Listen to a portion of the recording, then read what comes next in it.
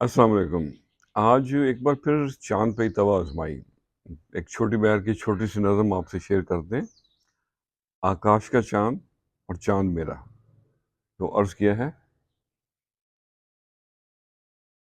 आकाश के चाँद का चर्चा होगा, आकाश के चाँद का चर्चा होगा, चाँद मेरा सब सुनता होगा।